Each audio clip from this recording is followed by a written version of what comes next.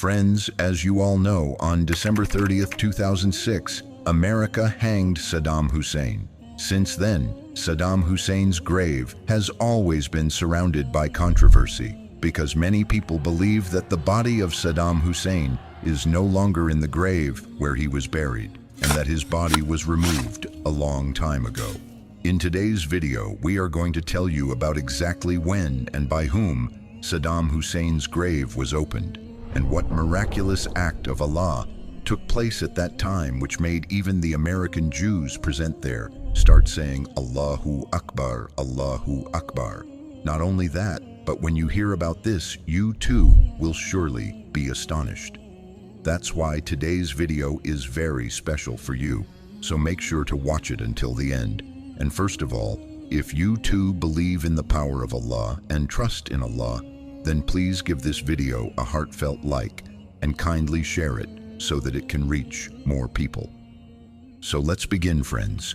In this world, there are about 57 Muslim countries, and in all these countries from time to time, many big and small, good and bad leaders have been born. But if we talk about the last 50 to 60 years, in this entire period, the Muslim leader who gained the most fame and the most power in the entire Muslim world was none other than Saddam Hussein. The same Saddam Hussein who ruled Iraq for a long time. During that period, Saddam Hussein was not only the most powerful leader in Iraq, but his name also appeared at the top of the list of the most powerful leaders in the world.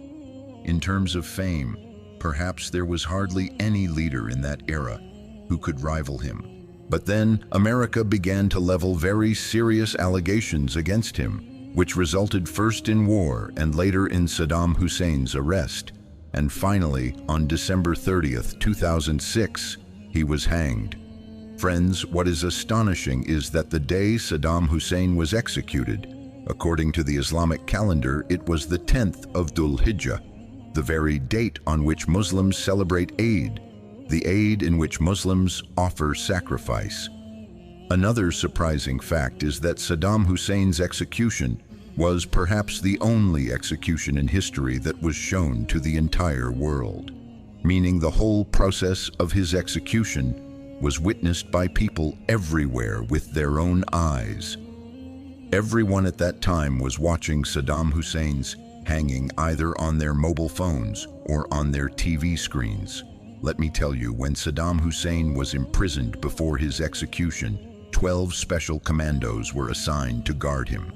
These 12 special commandos were carefully selected from many forces, all of them considered experts in their departments. But surprisingly, the very commandos appointed to guard Saddam Hussein became his friends. One of these 12 soldiers even wrote a book about Saddam Hussein after his death, in which such revelations were made that the whole world was astonished, because this book contained details about Saddam Hussein that the world had never known before. And friends, in today's video, we are going to tell you some of the things from that very book. First, the author of the book wrote that when they were handing Saddam Hussein over to the team responsible for executing him, there were tears in the eyes of their entire team, and many of the soldiers were crying bitterly. Similarly, the author, quoting his colleague, Mr. Adam, wrote, "We never saw Saddam as a tyrant or a murderer. Rather, we saw him as a godfather-like figure." The author also wrote that Saddam Hussein's behavior in his final days was extremely gentle, and from his demeanor, one would never think that he had once been a harsh dictator. The book also revealed that Saddam Hussein had a great fondness for sweets, and even in his last days, he did not give up his favorite exercise. He also loved tasting different kinds of food. Friends, the American soldiers who spent most of Saddam Hussein's final days with him concluded that when Saddam Hussein was being taken to be executed, he requested a coat, not once, but 2 or 3 times. Eventually, those present gave him a coat to wear. When he was asked why he wanted to wear a coat at that moment, Saddam Hussein replied, "Because today it is very cold, and it might be that when I am hanging on the gallows, my body will start shivering because of the cold. and my people, the people of Iraq, might think that their leader is trembling out of fear of death.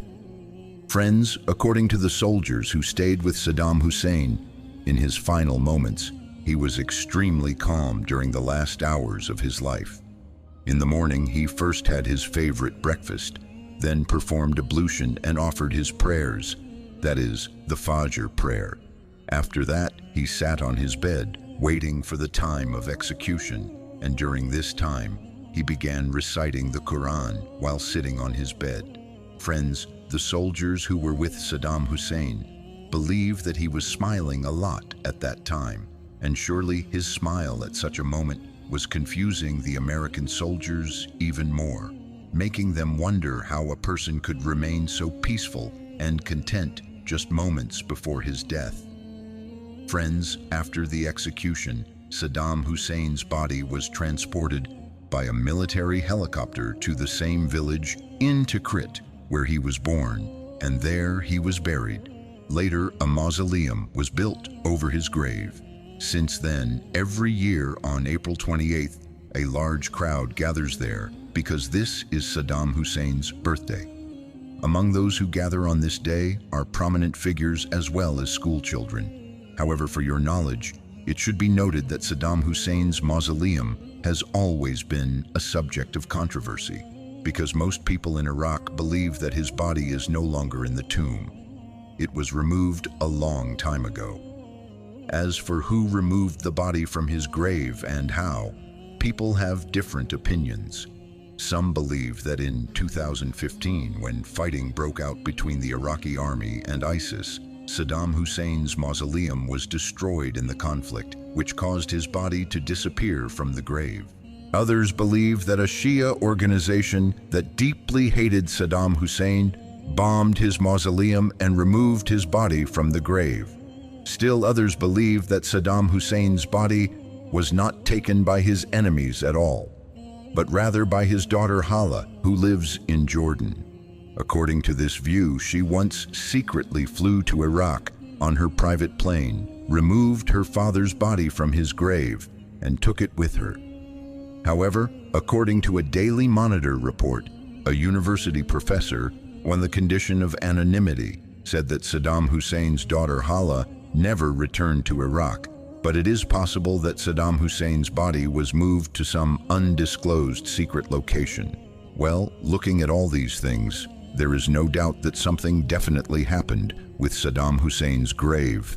However, which of these accounts is true? Only Allah knows best. Friends, it is also said about Saddam Hussein's mausoleum that 12 years after his execution, on the orders of the President of the United States, Saddam Hussein's grave was once opened, and at that time, the miracle of Allah that was witnessed left all the American Jews present there astonished, making them say, Allahu Akbar, Allahu Akbar. They saw that even after 12 years, Saddam Hussein's body inside the grave was completely intact and fresh.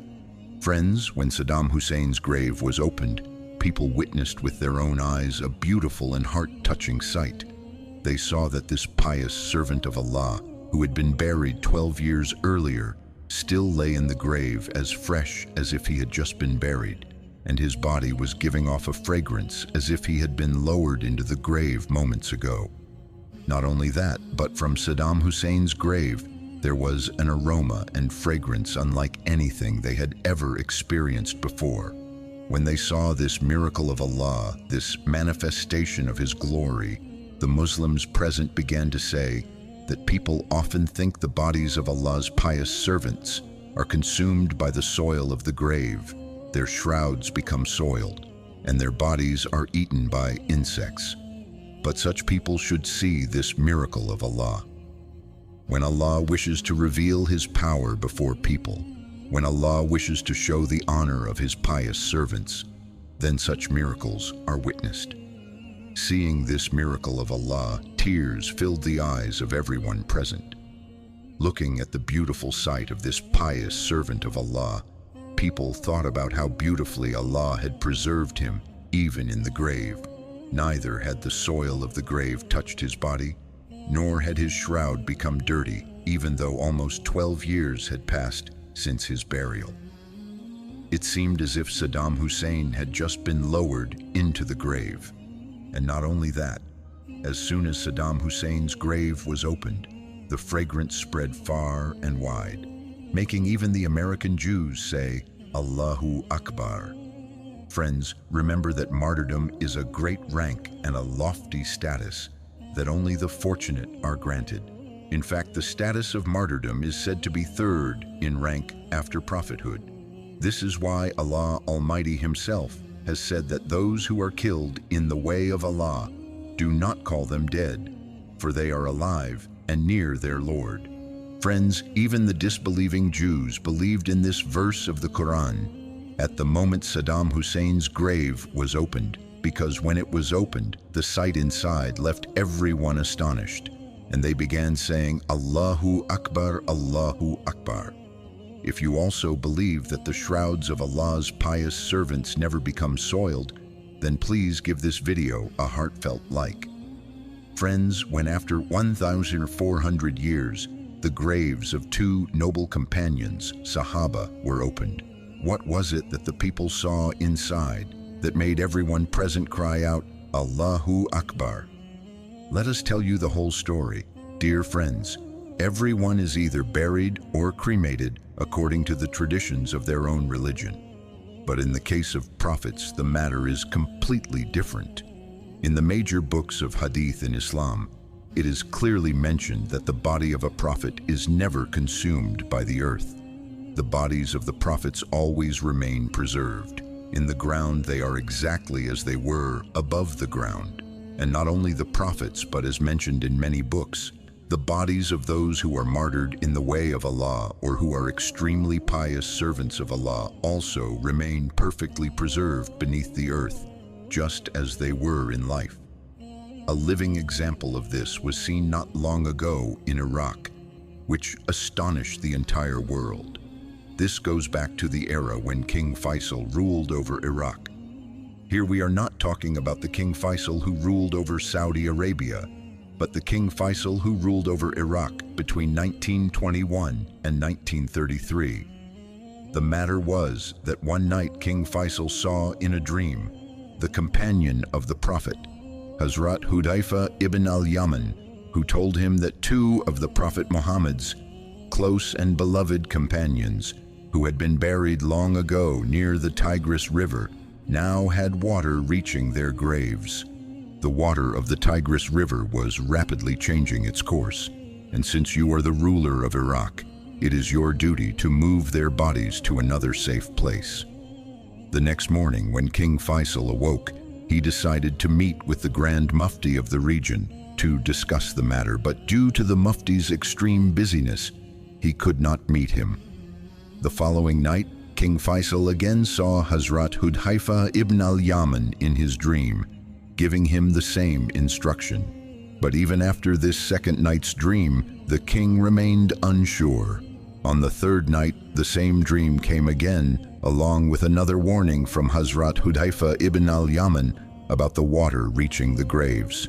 Meanwhile, on that very third night, the Grand Mufti himself had a similar dream. The next morning, upon waking, the Grand Mufti immediately decided to meet the King of Iraq through the Prime Minister.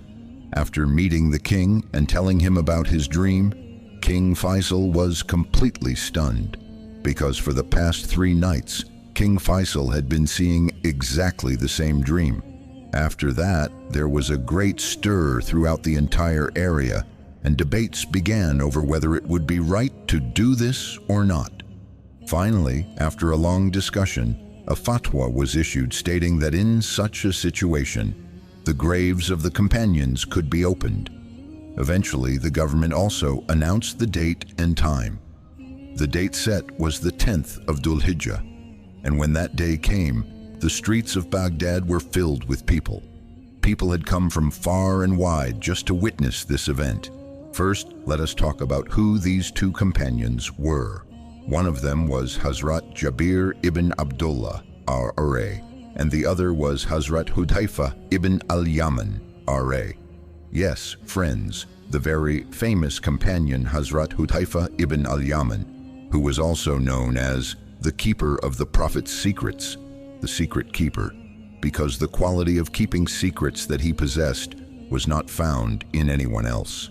That is why the Prophet Muhammad used to share his confidential matters only with him, not with any other companion. In fact, regarding the hypocrites, who in the early period became the greatest danger to Muslims, even greater than external threats, because outwardly they appeared to be Muslims but inwardly were enemies, the Prophet Muhammad told Hazrat Hudhaifa ibn al-Yaman, R.A., alone the names of the 12 biggest hypocrites. He entrusted him with the responsibility of secretly monitoring their activities.